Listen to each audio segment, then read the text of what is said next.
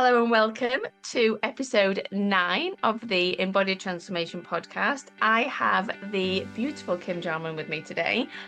So I have known Kim, I reckon, for about 6 years. You can correct me if I'm wrong.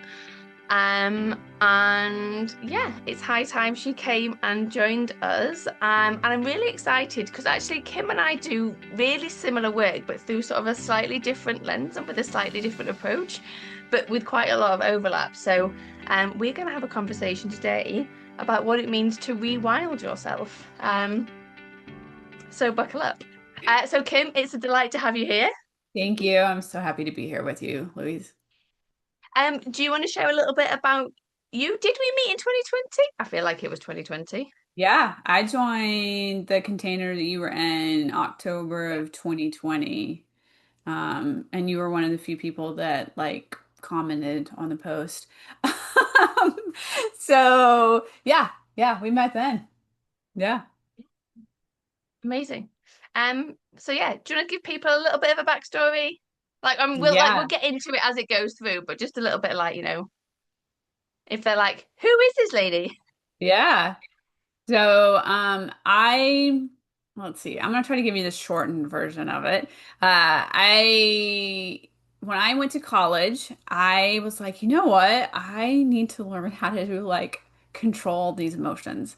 And so I majored in counseling in undergrad, and they were like, well, you can't do anything with this degree. You have to go to grad school. So I went to grad school, got my master's degree in counseling, married my first husband, who was a college football coach. And he was like, hey, we're going to pursue my career. And college football coaches, yeah, there was so many red flags that I just was like, at Fuck you. 23 was like, oh, I don't see any red flags. Um, yeah. So, college coaches move every 2 years. So I was like, well, I'm not going to get my licensure because you have to sit in every state for the exam. So I just went into higher ed. I hated it. Oh my gosh, did I hate it?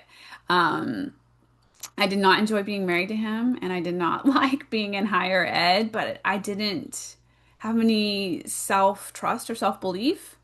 So I was just doing what, well, this is what we're supposed to do, right? And I stayed for 9 years. Part of grad school, I remember like my first week, one of my favorite professors was like, "Hey, so look around. You guys are here because you need therapy." And at 24, there was a little bit of ego going on. At 24, I looked around and I was like, yeah, those people that just came out of drug court that have three teeth left from meth, yeah, they definitely do. Me, not so much. Um, so we had to go find a therapist, experience it from the client perspective. I started therapy then. And so we go through this marriage, 9 years. There's a flood that happens. I had two coping mechanisms from all of my trauma from childhood, from teenage years, etc. One was religion, Christianity, and then the second one was CrossFit and exercising, working out. And in 2013, there was a flood where we lived and we lost everything. And my ex-husband was like adamant that we go back to the house. Well, they had closed everything down and like the military was in, so there was military helicopters flying over to make sure nobody was looting, right? And like so he takes us through the pasture. Like there's hip deep water, Louise. This water is like hip deep. It's brown. It's got oil floating on the top of it. There's animals dying around us. We're trying to hide from the cops to get back to this house. It was trauma stacked on trauma at that point. And he was screaming at me. And in that moment, the religious coping mechanism it didn't work anymore. And I was like, there is no God. Like this is just me and this water and the most horrific circumstances of life. And I tell you that because at that moment, which was a very traumatic moment, and I already had trauma kind of stacked behind that. And I lost one of my main coping mechanisms in that moment. So I started spinning in PTSD at that point. And that was 2013. So 2015. I had a really good friend, Pavel. He was a Russian Green Beret, and I developed a crush on him. And Pavel looked at me one day and was like, Kim, the next 9 years of your life are going to look just like the last 9 years of your life if you don't change. And I wanted to throw up, like literally. I'm not one of those people like, look, I've got chills, right? Like that's not my jam. But I literally wanted to throw up. I was like, I can't do this. So I went home. I told my husband, like, look, I have a crush. Um, I'm on this guy. Like I'm telling you because I want, I don't want to have an affair, but that's where we're at. He said, fuck you, packed his bags. And 2 weeks later, he moved to a different state. So I packed my bags, loaded up my 4Runner and my dog, and drove 700 miles pulling a trailer. I'd never pulled a trailer before. Moved back home to my home state of Oklahoma. And remember, like, I was in therapy. I was with a psychologist at that point. We were doing EMDR, and like, it just wasn't working. And I was spinning. And in January 2016, an event happened, and my brain just like a switch flipped in it. And it was like, nothing is ever going to change. And that neural pathway, now I know now that neural pathway where it's like hopelessness and nothing's ever going to change, um, leads straight to suicide ideation for me. And I've struggled with suicide ideation for a long time.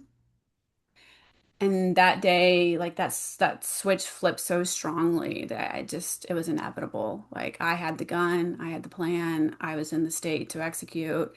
So I called my best friend to say goodbye. And she was like, if you love me, if like you say that you do and have always told me you love me, you will call your dad. But if you don't call your dad, then you never loved me and you lied to me. So she had my number, right? I see you. I see you. Yeah, yeah. So I called my dad, and poor dad, he didn't know what to do, but he really stepped up and he took me to the family doctor. And I have a degree in counseling. I knew what the outcome of that was. So they had to inpatient me into the psych hospital because I was a danger to myself. That was the worst experience of my life, Louise. It was horrific. But I realized two things. It did not help me, but I realized two things.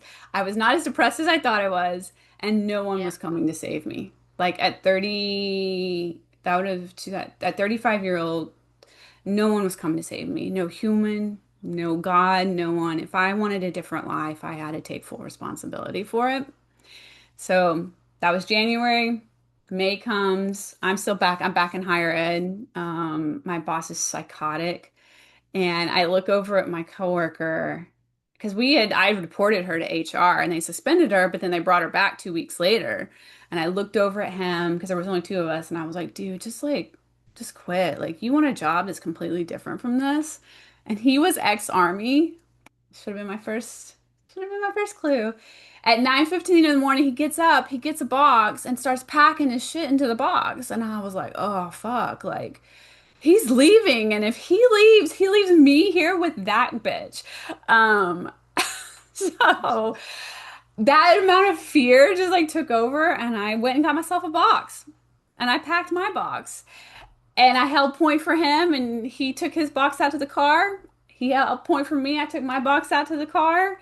I typed up our letters of resignation, turned them into HR, and at 10 a.m. in the morning on a Tuesday, we drove off. I don't know at what point during the day somebody told her only two employees quit. Not my problem. But it was the first time in my life that I ever chose me over all the rules. And I think that was the beginning of this rewilding concept that I just at that point didn't have like the language around. It was like, I'm done playing by their rules. I'm done living a life that checks the boxes, and I'm done doing what I'm told to do and living in fear of all these consequences. Like, you're not supposed to quit your job unless you give a 2 week notice. Like, I was just so done. And it felt so empowering. It felt so empowering when I drove off because it was like, I have to bet on me. And so a few months later, I emailed my CrossFit gym owner and I was like, hey, I got money.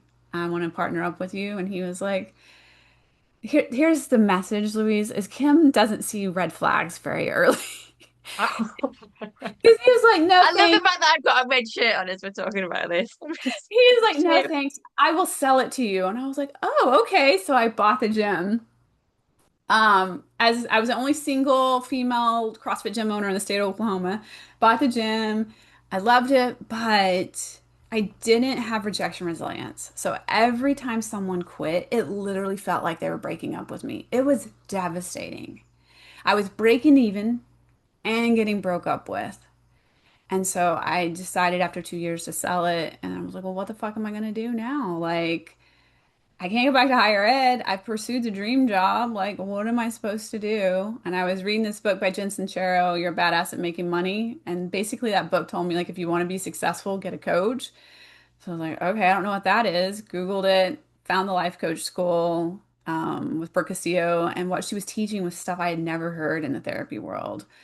And it was like, this is like the keys to the universe. This is life changing.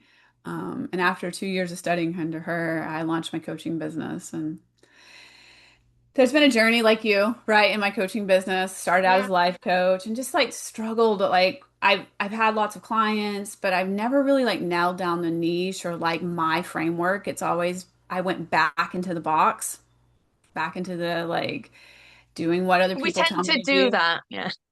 Yeah. And so I was listening to other people. And so finally, this last year, after, 6 years of business, where I've had some highs and I've made money, and I've had some lows where, it's just like 14K years. I just was like, I just reached a point that was like, I just wanted like do it my way and like what is that? And I asked myself like I'm in a container. I was like, "Are you living brave, Kim?" And I was like, "No." And I was like, "Okay, well what is it going to take to live like to feel alive in your life?" Like I have this freedom, right? Like as an entrepreneur, I have all sorts of time freedom. And I know that that's a lot of something people crave, but I don't have the financial freedom yet. And I've been waiting to live my life until I got the financial freedom, the $1 million to go like live. So I haven't been living for the last 5 years. I've been back in another cage that I created for myself. And it's like, fuck it, I want to feel alive. I want to feel the adrenaline. I want to feel adventure. And I'm not going to wait around until all the money comes in. So what is it going to take to rewild myself to become this like who I was created to be, to do what my soul's purpose and shed all of this like programming that was like 0 to 7 that built this identity that's not even mine. Yeah. And I love that. And there's a few bits in there that I want to come back to. Yeah. Um, and it's funny, isn't it, right? So one of the first group programs I ever did, the tagline was something like ditch the checklist and create an extraordinary life on your terms, right? Yeah. So you can see how Kim and I like different stories, but like a similar thing of like, this is what we're here to do. But it is so interesting, isn't it? Because you're like, fuck all these rules, I'm not going to follow all of these. And then unintentionally, you've got this other like, list over here that's like, you don't get to live until you make $1 million, and you can't do this, and you can't enjoy your life, and you're not allowed, and you're not this, and you're not the other, until. Versus, it's like, well, actually, what would it take for me to just decide that I'm going to live my life? I'm going to allow myself to feel alive, and I'm going to explore and feel into. Okay, well, what makes Kim without all the checklists? What makes Kim without all of the different checklists? Um, feel alive. And what a beautiful exploration. Yeah. Yeah. Yeah, incredible. The other thing that I just wanted to like this is just more of a hashtag me too moment when you said about like it's been in that room and the therapist and the trainer was like, you guys are in here because you need therapy, and you're like, those fuckers need therapy, but like I'm all right. So Yeah. I think a lot of people go into coaching, right, because they've had this coaching experience. It's incredible. It's like really positively impacted their lives, and then they're like, I need to give this to other people, right? Mine was very different to that. I was working in law and I loved supporting my team and I loved doing the people development bit. And I just wanted out of law. And my sister was like, well, what about coaching? What about coaching? So I'm there in the office, like furiously typing away. End up having this call with this woman who like is part of a coaching company. I'm like, I've been like leading people and managing teams for 10 years. Like, can I come and work for you? And she was like, No, no, no, you need a qualification, you need 100 hours, you need X, Y, and Z. Yeah. She was like, but I can point you in the right direction if you want to start. So although like, so I was on this path of like, oh, I feel really drawn to this thing, but it was so much like, I need to get away from this. Hmm. And so it was a rude awakening, shall we say, when I actually started doing my coach training. And then by this time, I'd been signed off work with stress. So I'm dealing with all of this shame of like, I was there at work trying to support people's well-being. I couldn't look, I like, but I didn't look after myself. Start this training. And my deep belief was there were only two issues in my world. One was I had a husband who got anxiety and depression, and Okay. that was hard to deal with. And Uh-huh. the other one was that I had a toxic job. And if I could just get away from my toxic job and somehow Nat could sort his shit out, then everything would be fine. So you can imagine like the great unraveling when Oh I was yeah. like, oh fuck, no, Yeah. it's basically all me. Yeah. Yeah. Me, my stuff, my patterns, all the rest of it. Yeah. Yeah. I mean, that's like kind of being thrown in the deep end, like, and you didn't even know you were signing up to go swimming. I know. I know. And I like, and we like, so because I worked for a big company and you get to go to like, you go and have your 6 sessions of therapy that the business pays for. And I Yeah. go and see this therapist. And I was like, I would like to just talk about whether or not I continue in law. Uh, And she kept wanting to talk about my parents and my childhood. I'm like, why the fuck does she want to talk about my childhood? Because all I want to do is decide whether or not I'm staying in law. And then one day she was like, these aren't healthy, normal dynamics. And I was like, say what now?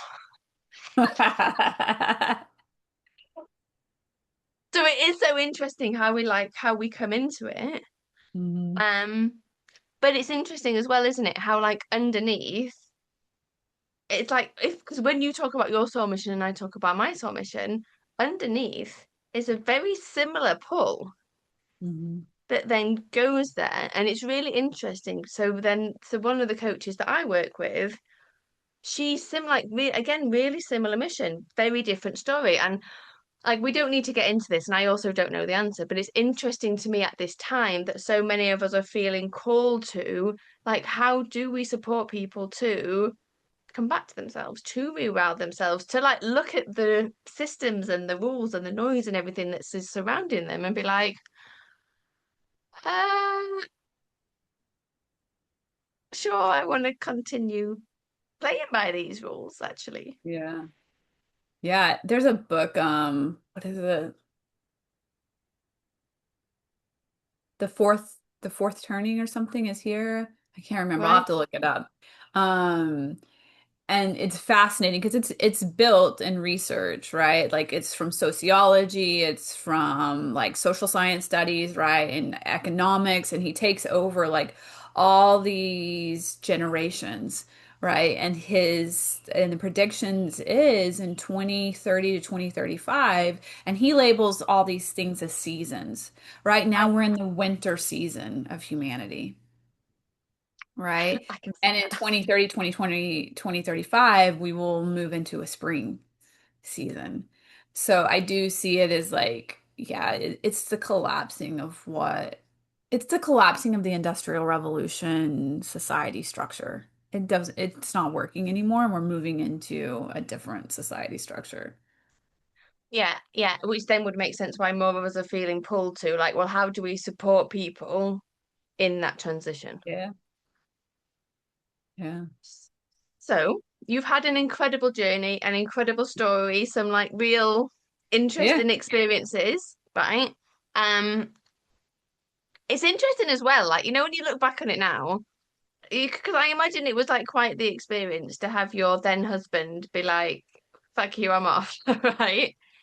But when you look back now, does it feel like does it feel like maybe a like a shit ringed gift, but some kind of like does it feel like You it was know, like it like in the round?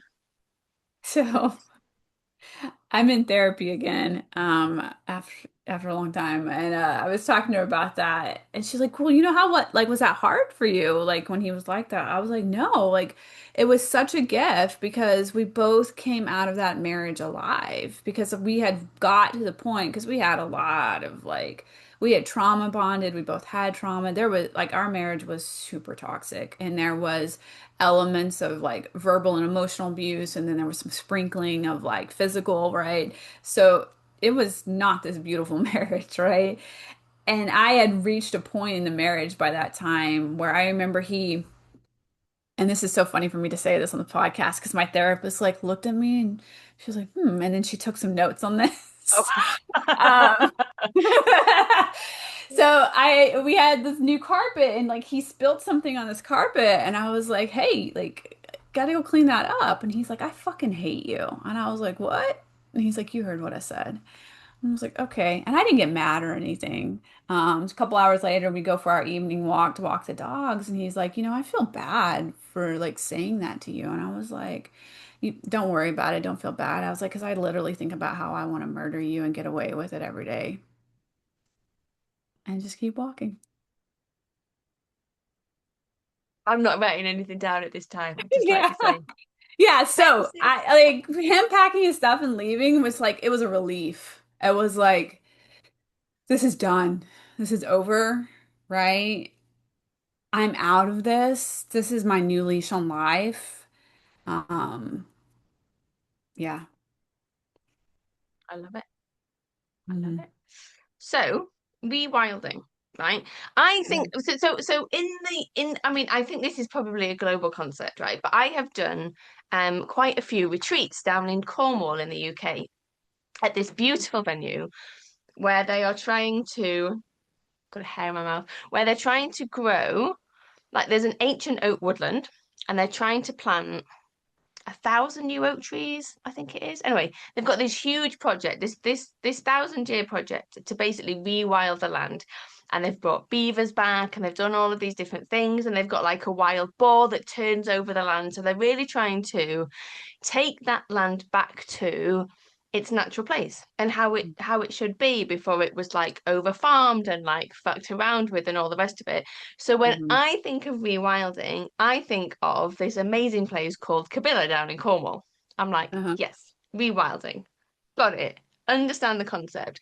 I would love for you to explain, like for you, when you think about, okay, right, so I'm going to help. So there's career, because you generally support career confused women, right? Who are at Yep. that point that you were at, where Yep. you're like, what the fuck? I need to pack my box, but what now? Yeah, yeah. I Yeah. want to get my box, but what the fuck do I do then? Yeah, yeah.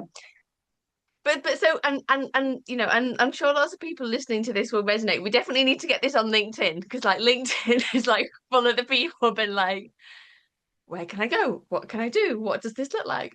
Um, so yeah, but so if you were going to describe like rewilding, like what the fuck is that?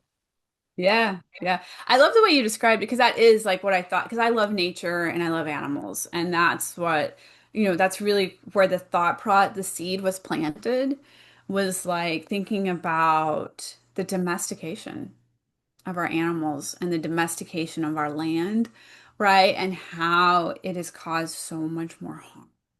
It's caused oppression, it's caused suppression, it's caused extinction, right? And so if I take that concept and I overlay it onto the human soul and this domestication of the human soul, it's that programming that identity from 0 to 7 when, right, like going into neuroscience, like we're in theta waves from 0 to 7. And theta is the subconscious. It's wide open, right? And it's like that's why kids are like sponges. And this is because that subconscious is so wide open because it's taking in all of this stuff and it's making decisions of like who I am. Am I worthy? Am I enough? Where do I belong in the tribe? What am I capable of? Right? Like all of that stuff is being programmed in. And then we hit like 8 and we get like alpha waves, which then allows us a little bit more capability to start having discernment, right? Instead of like personalizing everything, like I'm the problem, it's me. Because that's the only thing, Like our brain only has the capacity for that from 0 to 7. And then 8, alpha comes in, we have a little bit more discernment. And then by 12, we have beta waves. And beta waves has closed that subconscious down. Like the door is closed, and beta is now saying, here's what we believe. Does this outside information affirm, or is it in opposition to our beliefs, right? That's the domestication of us. Like we are told who to be for other people's purposes, for mom and dad's, right, comfortability, for society's comfortability, right? You look at our school systems. Our school systems were like created in the Industrial Revolution to make factory workers. Compliant factory workers. Correct. Right. And so, when I was in that like employee world, like I remember I was just like, dude, my soul is like slowly dying. And I can see now it's because of this domestication of us, just being told, like, this is what you should do. This is how you should live. You should get married. You should get that 401k. Like, all this stuff equals safety and security, right? It's that illusion they give to us. This is the safety and security. If you're an employee and you have a 401k and you have retirement, then you get to enjoy your life after 65. Well, if you look at, like, I'm in America, you look at Americans, most Americans, like, only live like 10 years after that 65 because they're so unhealthy, right? So what? We're working to only live 10 not so quality years. Like the whole system is just like it's for other people's purposes. And so that's where it's like this is what we need. Like we have to rewild ourselves. We have to come back to this like divine like because if you've ever been around children, they are who they are, right? Like that 3 year, 4 year, 5 year old, like a 5 year old will tell you, like, no, I don't want that. I don't like that. I don't want that. Like my nephew, I wanted to go to Norman. It's another town away from here. And he told me Norman's closed today. We did not want to go, right? They're just so them. Like they know what they like, they know what they don't like. They know what they want to play with. They know what they don't want to play with, right? But then we get so domesticated that who we are, the essence of us, who our soul came here to be, because I believe in the sovereignty of the soul. I believe that souls are sovereign and they have their sovereign path here. And that just gets so clouded over by all this program and domestication. So it's like, well, if we rewild, because I remember when I was at that career transition, career confused place, right? Because I worked in higher ed, I had access to career services. So I would spend half of my day on Pinterest, like, and stuff looking for other careers. And then I would go up to the career services office and have them help me look for other careers. And it was always like these assessments, right? Of like, you should do this. But it was like, okay, great. But like, what I really care about is my time freedom, my financial freedom. Like, if I move into healthcare, do I get those things? And I think that's what like kept me more in career confusion longer. So my premise of rewilding is like, hey, let's first come back to who you actually are before you were programmed to be who you are, right? Let's do this deeper work of like letting go of all of this programming to then know what you want. What is your values? What is your want? What is your desire? What does your soul like come here to be? Because I believe our souls, like we know, we're just overriding it or we're lost and confused Yeah, by the programming. yeah. And then we build like the self-confidence, the rejection resilience, then to go out there and live our soul's mission. Yeah, and to do it because I mean, so I was a career coach for a long time, but I mean, it was like it and it was fine, and I don't think it was like a bait and switch because people genuinely did come to me for career coaching, and then there was just something about me that then or about them or the way I coached that it always went really deep, really quick, which is how I Yeah. was very quickly like, fuck, I need some more training. I need Yeah. some more training. But people would turn up and they would be like genuinely disappointed that I didn't have some like magic book where I was like, yes, yes, you've told me all these things about yourselves, and your ideal career is Yep. like because we get given all of these options. So I think it is sort of I like I've coached enough people in the States as well, but essentially a lot of us get told you can be a lawyer, a doctor, an engineer, or an accountant. They're all very acceptable career choices. Like Hmm. depending on the family that you grew up in, they're basically all you get to pick from. Hmm. Like your creativity isn't allowed. You're not allowed to do writing. You're not allowed to do music. You're not allowed to do drama. None of those things are valuable. So push all those things down. And like this is who you like. This is the palatable version of you. Um, so that conditioning and that programming, and then you get to this point, and it's like, but you can't. I hadn't heard of coaching until my sister, who had a coach, she worked for a US company, said, "What about coaching?" And I was like, "What the fuck is coaching?" Right? Yeah. And it's like until like things start to open up, but in that matrix, you're in this box, and you just don't know because you're right, because you're told you're meant to get married, you're meant to have children. So I failed that one, right? And then you're Yeah. meant to buy a house and you're meant to do this. And I was on this lovely career trajectory. I'd been told you'll be the future leader of this team, we'll make you partner, this is what's going to happen. And I'm like, I've ticked all the boxes and it feels like shit. It feels like shit. And then to go back to rewilding a little bit, you talked about you love nature, right? You love nature. And so the concept of rewilding is like, yes, happy days. Now, I appreciate that different corporate jobs are different, right? But generally speaking, I was probably in the office. I actually didn't do particularly long hours as a lawyer. So I was generally in the office probably from just after 9 to just after 6. Okay. But it still took me over an hour on a tube to get there. And in order to try and get through my day, and also like a little bit health, not health, I was going to say health obsessed, it wasn't healthy. A little bit like I need to be skinny obsessed, right? So I went to the gym before work every morning so I could I like sometimes I would wake up at 5. I wouldn't get home till like 8:30, and I'm spending my entire day inside a concrete box, Monday to Friday. Either ended by being underground in an packed, hot, loud train. And Mhm. packed like sardines packed, right?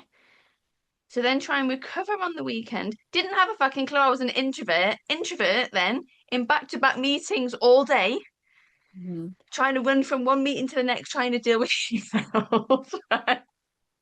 And I didn't know it at the time, but like sort of about 4 or 5 o'clock in the afternoon, I would dissociate in the office, but didn't understand what was happening. And on the walk from the office to the tube, it was like then I would feel okay again, which I now understand was like me coming back into myself.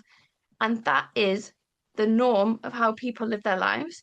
And then what do they do on a Friday and a Saturday night? They go and get drunk because the week was so stressful and they want to drink a load of alcohol to like then get over the stress of the week. And then Saturday and Sunday sort of spent recovering. How are you ever meant to be connected to the essence of who you are and what you came here to do when that is the conditioning that we've been told is normal and how you create a successful life? And by the way, anyone who's not in America or who doesn't know what a 401k is, it's just your pension. Yes. Yeah. Sorry. Yeah. No, not at all. Not at all. But it just popped into my head then of like, I know what one is, but Yeah. I think that people generally understand because you talked about retirement. But just in case, sometimes we need to translate. Yeah. Sometimes I say things and I get like a blank look, and I'm like, okay, no, that one's been lost. Yeah. I think you guys call it tube. We call it subway. I think you guys call it the tube. So Yeah, yeah. Yeah. the underground. Yeah. Yeah. No, yeah. And I worked in a basement. Mm. So like there was no windows, right? And yeah. Yeah. I felt like a caged animal. I felt like a zoo animal. Like you go to the zoos, like, yeah, they have food, yeah, they have water, yeah, they have shelter. But if you look at them in the eyes, they're depressed. They pace. That is a nervous system, like, right? Their nervous system is dysregulated. They're pacing, right? Like, I just think that that's us. 100%.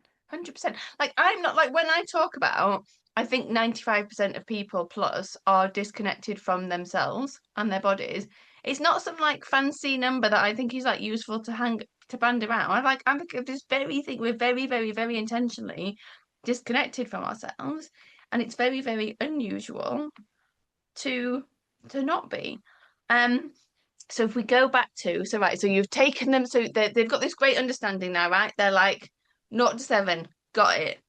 8 to 12, got it. After 12, got it. Okay, these are all my rules. These are the things I've been following. How do I get back to the essence of who I am?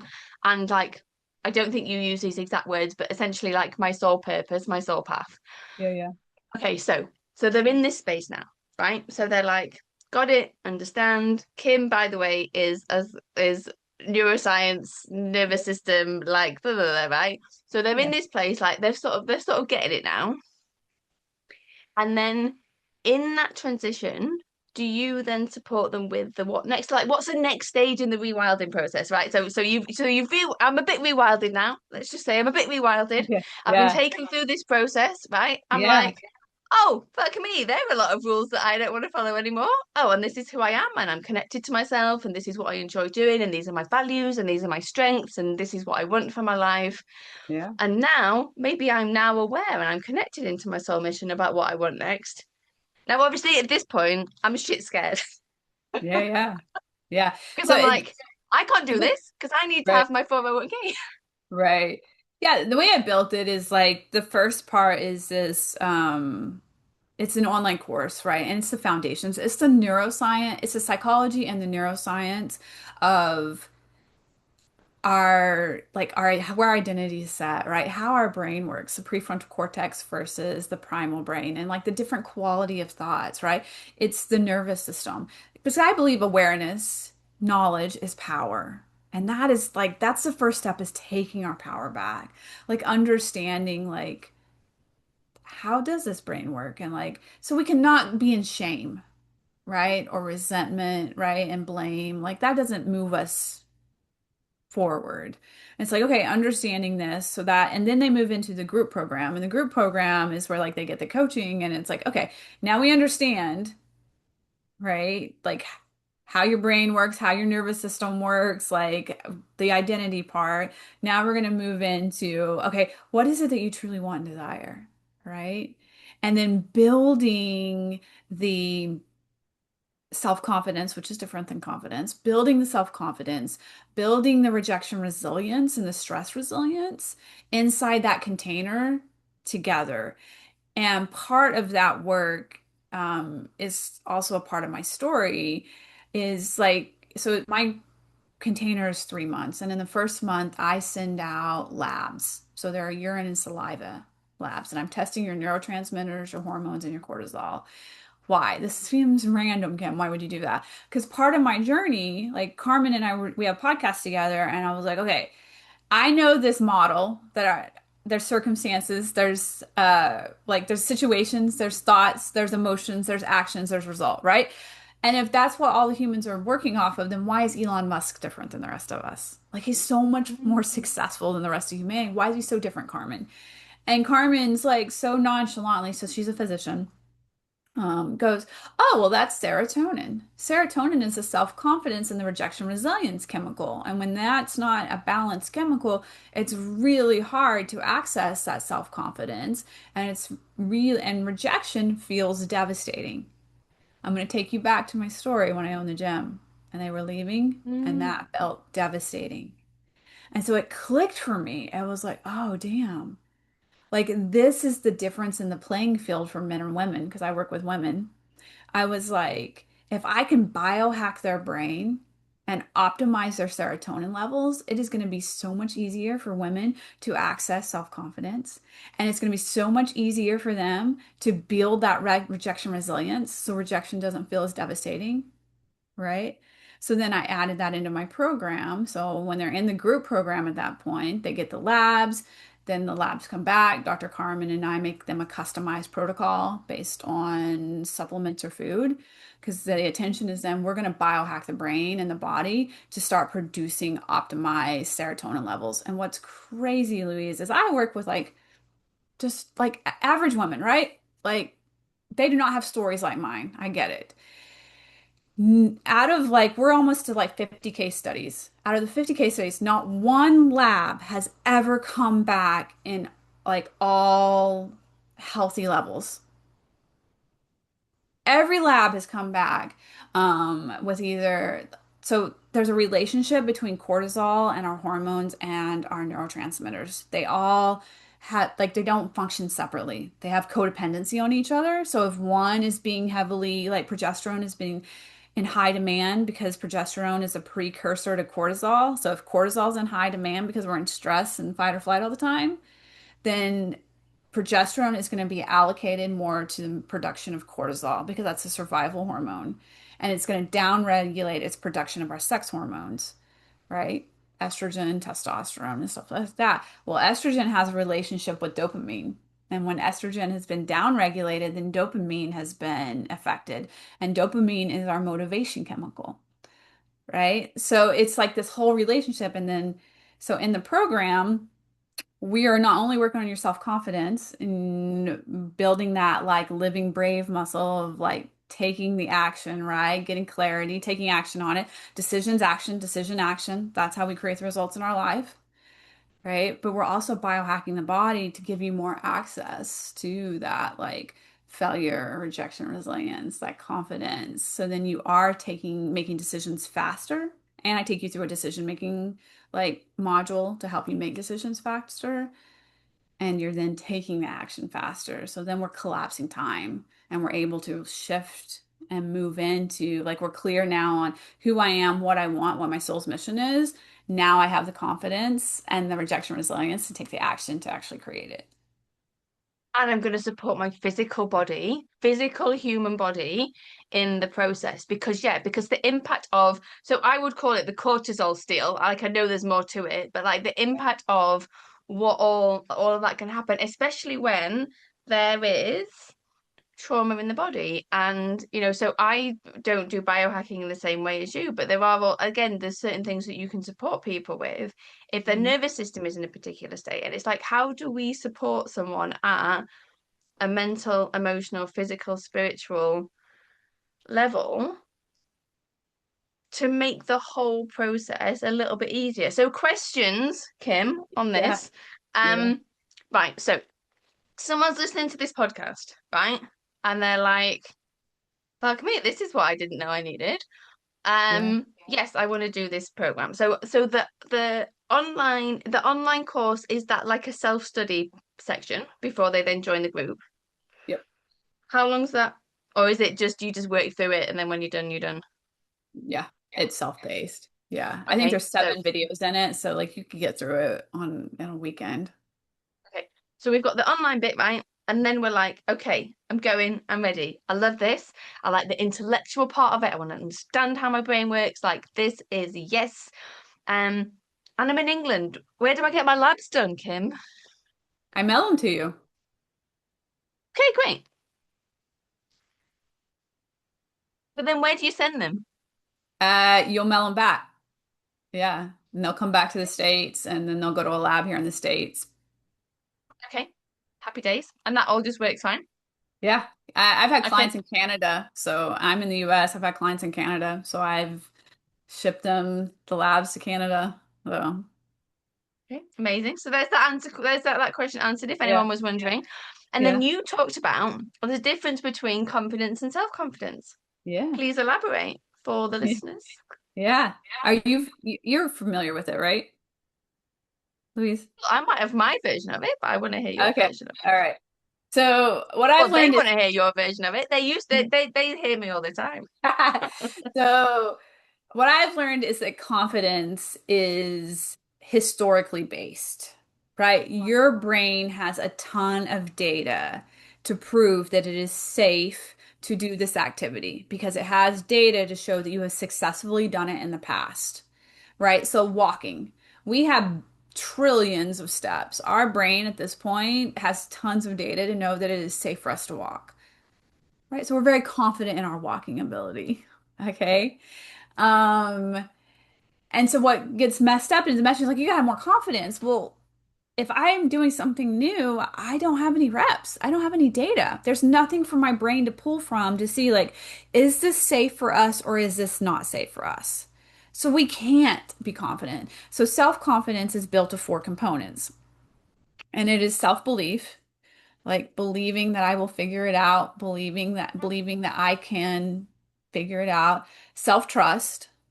That's been the one that I've had to spend a lot more time like healing for myself, is like trusting that I will follow through, trusting I'll do what I say I'm going to do, trusting that I'm safe with me, right? Um, and then the ability to feel any and all emotions, right? And Just not, those small things. yeah, yeah. Yeah. And then the fourth one is having your own back no matter what. Like we just drop that behavior of throwing ourselves under the bus, right? Trash talking ourselves. Um, Kind of like the work we're doing in the certification, right? Like the parts work. Like I think that that really is what that statement is meaning, is like having our own back is like becoming the CEO of this council and having a friendly relationship with this board. Yeah. Because when you can lean on those four things, that's how we do things that we've never done before. Yeah, and also if you like anyone thinking about this, right? If you had, and I didn't write any of this down, so I might you might need to you might need to add in a couple of the four. But if Yeah. you had like absolute like and not unwavering 100% all the time, right? Because we're all human and we're gonna have those days where like the self-doubt creeps in. But if generally we can access, right, our self-belief, our self-trust, our ability to feel any emotions, and what was the other one? Have our own back no matter what. Oh, and have our own back no matter what, right? Imagine what you would do. Because what are the things that stop us from taking action? What are other people going to think? Is this going to go wrong? And then sneakily underneath, how am I going to treat myself if this goes wrong? What happens if I put myself out there and this doesn't work? Blah, blah, blah, blah, blah, blah, blah, blah, blah. But if you've got those four components and you can come back to having your own back no matter what, which I think also then comes from a place of like, I'm going to love and accept myself, even the bits that are like, oh, I'm not sure about this part. Yeah. Then we are unstoppable because we won't stop, right? Because like you talked before as well about the rejection resilience. Well, but if someone rejects me, can I still have my own back? Yeah. And you know, It's what's like the interesting, keys 'cause to the kingdom. yeah, it is. And what's interesting is some people think, well, I have to like have all four. Like I are my strongest one out of those four was I had my own back no matter what. Like that was the easiest one I could access, right? And so that one was really strong. So that helped me kind of move through some things.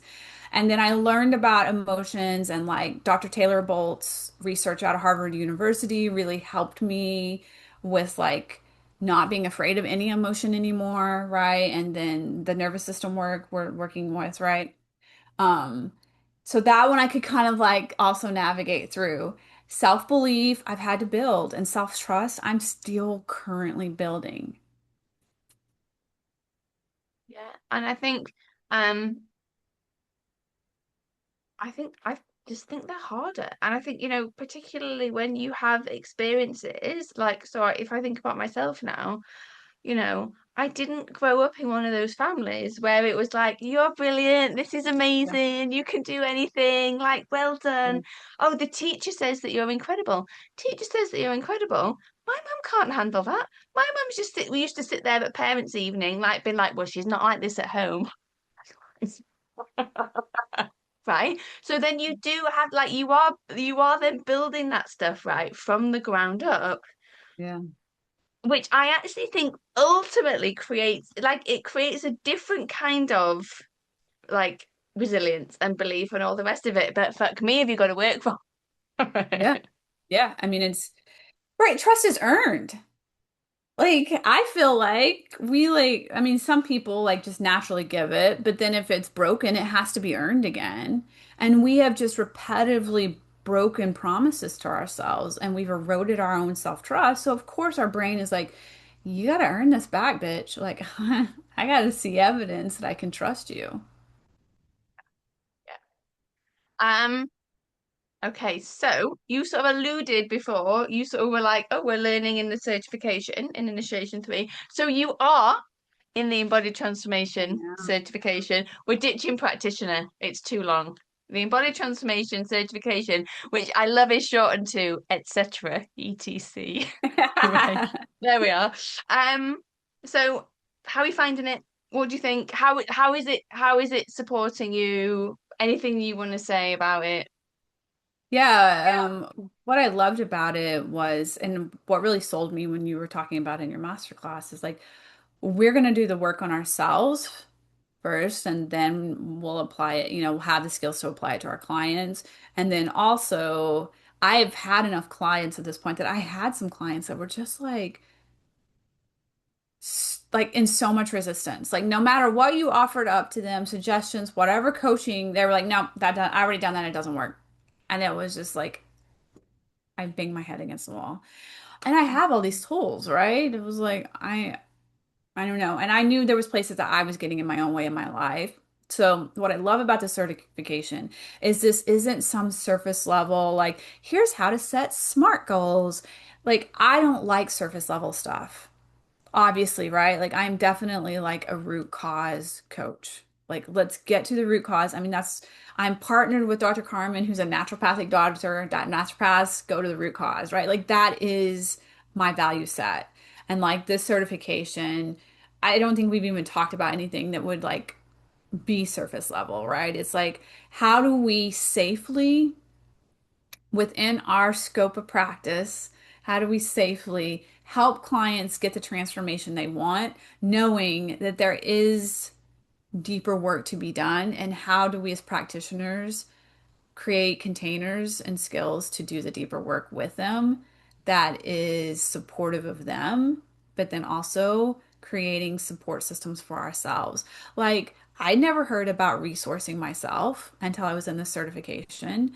I hadn't been exposed to parts work at this level until I'm in this certification with you, right? And like your whole work around resistance, like I was reading it, I did a post on it yesterday, and it's your work, so you'll remember it better than me, but it's like resistance is like pathologizing. I can't say that word very well. Yeah, so like Um, if we keep telling ourselves, oh, I'm just resistant to this, I'm resistant to this, and we're like, if I'm like a shame-based place, then we're kind of Mhm. pathologizing parts of us that have come in to protect us. It's like, am I Yeah. resisting, or am I actually, is there just a part of me trying to keep me safe? Yep. Yeah, instead of like, and then seeing resistance as something that needs to be fixed, it's like, oh, this is a protection mechanism. Okay, who's trying to protect me right now? And what do I need to do to create safety for them? Instead of trying to like force myself to like overcome resistance. Yeah, just slightly more supportive than like you're not working hard enough, or just change your Yeah. thoughts. Yeah. And we get to practice, right? Like in the therapy world, like we have to be observed and we have to have observation hours, practicing on each other and before we take it out to clients. And I don't think that that's the norm in the coaching world, but like we're doing that inside the container, right? And we're getting feedback, and feedback in I think of a loving way, not a like you kind of sucked at doing that. You know. So I think it's from my perspective, being trained in the therapy world, I would say, and I haven't done all the coach certifications. I'm not familiar with IFC, whatever. Um, I would say it's probably going to be the gold standard. Like, here's how we not do surface level work that's just not serving. Honestly, it's dangerous from my perspective because obviously I have a lot of trauma, right? I do. I understand that. And I have been gaslit by coaches that don't have enough background in this work, right? Like they say dumbass statements to me like, well, trauma is no longer trauma. And when you see it happening for you rather than happening to you, and I think that Yeah, you're creating coaches that are not going to say stupid comments like that. yeah. Yeah, and that's very and that's very much my intention. And then that's that funny thing, isn't it? If we come back to those four things you said before, because and I'm not going to pretend because I'm not here to be all like fluffy fluffy, I've got my shit sorted because Yeah. but but there did have to be a certain element of I'm going to have my own back because I am going to go against the coaching industry really and be like, it's not sufficient, it's not good enough. And this is what is required, and I'm going to put it together. And then it was like, fuck, no pressure. But I tell you what's been so lovely, though, Yeah. because you're right, right? But can you imagine being in that space with people who were not willing to be open, not willing to be vulnerable, not really wanting to do the work, like farming it out, not asking the good questions. Like it still would be, it would be a different experience. Like I'm not saying you wouldn't, like you'd still have the benefit of the workbooks and all the rest of it. If my cohort was like that, like they weren't willing to do the work and stuff, Yeah. uh, it would not be enjoyable. And then I would be the bitch in the group. And then what was the last thing you said? How was you And I doing? would be the bitch in the group. Oh, you'd be like, you fuckers. Yeah. What the fuck are you doing here? But I think like, and you said it in the thing before, but it is amazing how the people like you have to be drawn to, it's a very specific thing. You have to be drawn to, like, I deeply care about what I'm doing. I actually am willing to look at myself. Like it's so easy to be like, isn't it? I've done the work. It's like, Well, well, I mean, there's a level of hypocrisy, honestly, Louise. If you're not willing to be vulnerable, authentic, look at your own shit, take responsibility, do the work. If you're not willing to do that, how dare you come into a certification like this and then expect your clients to come to you and be those things for you?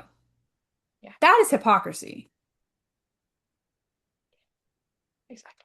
I will So die we've on set that the hill. standard. We've set the standard very clear for the next round of the certification that anyone that wants to come in. So anyway, so thank you for sharing that. I tell you what we were going to talk about, but we're definitely over time and we can't.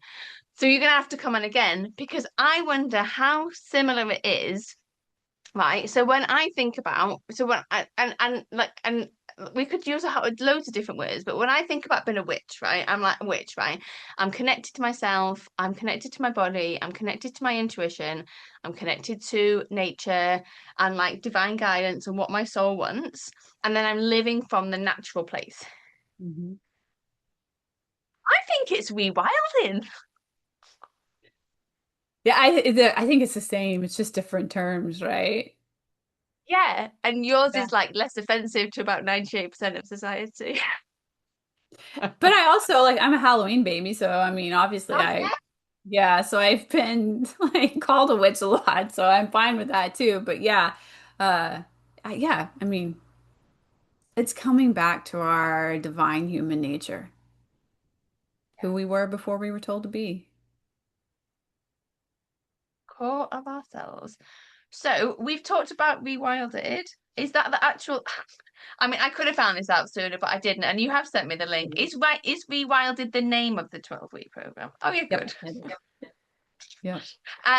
So we will put links in the show notes. But Kim, if people want to reach out to you, if they want your support, if they're interested in rewilded, all of the other good things, like where can they come and find you? Where do you Yeah. hang out in the world? I hang out on Instagram and TikTok, uh, Mhm. and I am at The Sovereign Life by Kim. Mhm. And then if you're interested in the Rewilded program, it is the dash sovereign dash life.com/rewilded. That's the landing page for the program. And uh, Carmen and I have a podcast, Thrive in Aligned Healing. So if you want to listen to me riff on all sorts of shit, uh, that's there too. I am gonna do, so I leave for my own like rewilding trip Yes. in August. I'm going solo across Europe. This is like a big deal for me. Yeah. But what I'm doing is I am going to take to like this is me in the process of rewilding myself to another level, right? So I'm gonna host a masterclass as soon as I get back. Like 4 days when I get back, I'm gonna do a masterclass of like breaking, not it's not gonna be a slideshow of my trip.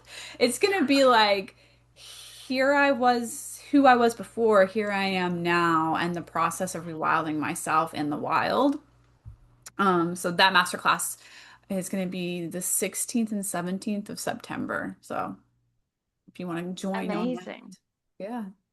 Amazing. Um, will you be doing like behind sometimes when I see people put BTS, I'm like, what the fuck is BTS? But I now know it's behind the scenes. Will you be doing like behind the scenes stuff on like Instagram or TikTok, or are you just planning like I'm having 3 weeks to myself, or are you gonna see how it goes? I'm gonna let my intuition lead on that. Okay. Yeah. I love it. So we will make sure we get your links in the show notes so people aren't like trying to like pause this and like write it down. So they'll Yeah. be in the show notes so you can go and check him out. Kim does some like really cool stuff on her social media as well. That is like worth having a look at. Well, thank you. Um, and I didn't say this at the start. This is the problem. Like I love the fact that I don't plan podcasts, but also sometimes I'm like, I was gonna say this thing and I didn't. Yeah. Um, but what I love about Kim, and I think it has come across today, but Kim is this beautiful blend of fiercely intelligent, desperately, very, very, not desperate is the wrong word, but like just really fucking clever. I said this to Michael last week when he sort of, I knew he had a master's and a PhD. I didn't know he also had an MBA. I'm like, fuck you guys are intimidating.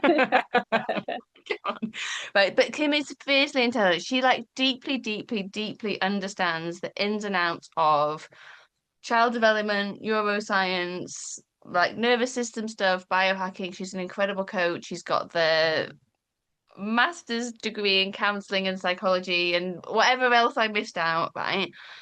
And and she is fierce and she's intense and she's a Halloween baby. But do you know what else? She is the most like beautiful, warm, loving soul. And if you are in that space of fuck me, I am career confused, and is this it? And this is not what I want. And I ticked all these boxes and I am not happy. And do you know what? I would like to just go and be the little girl playing in the woods with my bare feet and like just living my fucking life and feeling alive, then please do go and reach out to Kim because she will be in very good hands. Not least because she is also embodying, certifying, petitioning herself Yeah, for sure. with incredible humans. Thank you so much for coming on today. Thank you, love. I appreciate it. Thanks for having me. Feel like we need a post Europe. You'll definitely be a witch when you get back from Europe. We need to post. We need a post. We probably need a post Europe Yeah. podcast Yeah. catch up. Yeah, because I get the You privilege can of have, seeing you and my cohort, right? So we yeah. should definitely, yeah. We're gonna do a little European meetup. I'm looking at all the different places you want to go to. I'm like, I could go meet him in Prague. I'm like, I've not been to some of these places on this list. Come along, friend. You'll enjoy Prague, actually. It's nice. Um, well, you'll enjoy all of it. It'll be incredible. I mean, you can have like a 5 minute slideshow shot on we'll have like a 5 minute slideshow. You have to do a slideshow when you get back for like the group. Okay. All I right. love it. We'll do it. So okay, Kim, anything that you haven't said or shared, anything that you're like, oh man, I wish she'd asked me about that and she didn't, that you would like to add at this time? No. Yeah, I feel like you kind of gotta, I feel like, I hope I did a good job of articulating like rewilding and what I'm about and like the mission we're on to help you reclaim who you are and your soul's mission and purpose to do that level of work here on the planet that heals the planet. And how amazing Louise is not paying me for today this, but how amazing the certification is and the value that is given. So, Tell you why I'm laughing. Michael said exactly the same thing. Michael went, Louise isn't paying me to say this. And he went, paying her. right, I am paying her. Yes. Yeah, right. And the thing is, right, and but I think the thing is, because I've kind of worked in this space for quite a long time, and I know you have as well. I think that for the person who knows, right, the person who's sitting there at their desk, been like, is this it? there must be more to life than this. Like, this cannot be what I came here for, right? Yeah. This cannot be it, right? If you are that person, you will have felt in your body, maybe, it's depending on how you are with your body, but you will have felt during the course of this conversation that little pull, that little nudge, right? Because the best thing that any of us can do at any point in our lives is like, can we feel that nudge and then can we follow the nudge? Because when we follow the nudges, this is when the magic happens. The challenge is, which Kim can probably explain better than me, that we feel the nudge in our bodies and then our brain's like, no, I can't do this. It's too hard. But what about my job? And what about my 401k or my pension? And what about my benefits and all these different bits? And it's not safe. And what will other people think? Blah, blah, blah, blah. And then we just continue to abandon ourselves and continue to live another life, right? And I had an experience on Monday. I was doing breath work with my coach, and I wasn't really doing it, to be honest. I was on my period and I was like, I can't really be asked to breathe. I don't really want to. But I was like just sort of lying there. And then she did this lovely meditation. And in this meditation, I just burst into tears because I was like, and look, and I can get caught up in all of the drama of like, what's not going right. But like, really, I'm like, I've got the life that I would have absolutely dreamed of, right? I have smashed it out of the park, even though my brain can be like, yeah. And if someone had told me 8 years ago that this was how I could feel, this was how I got to experience life, like I would have given anything, Mhm. anything to be in this place now. And I just cried and I was like, more people need to know that this is possible. Like, more people need to know, like, it does not need to be that, like, constant treadmill, stressed out, strung out, exhausted. Oh my God, having to answer to a boss. Can you imagine having a boss again? You know Or what used to like piss me off clients is who are like, having to ask for vacation time. Like I would get so mad about that. Like you're not my parent. I don't need permission from you. or you've got a busy day and you get into the office and you know you've got a busy day and you open your laptop and all of a sudden there's like four different fires you have to put out and and then someone's off. Oh my God. It does not have to be that way. It does not have to be that way. No. So if you're in that space, go and thank him. Thank you. Yeah. Go and thank him. My love, it's been an absolute pleasure. Thank you. Same. Thank you so much. Um, and also, like, come and let us know what you thought about the episode today. Like, Yeah. come and reach out. Go and speak to Kim. Come and speak to me. Like, we don't want to talk to people all the time because we're introverts, but like, we'd like to hear some feedback. Yeah. Yes, please do. Yeah, amazing. Right, thank you so much, Thank you, Kim, love. and anyone listening/watching. I will see you next time. Ciao for Bye, now. guys.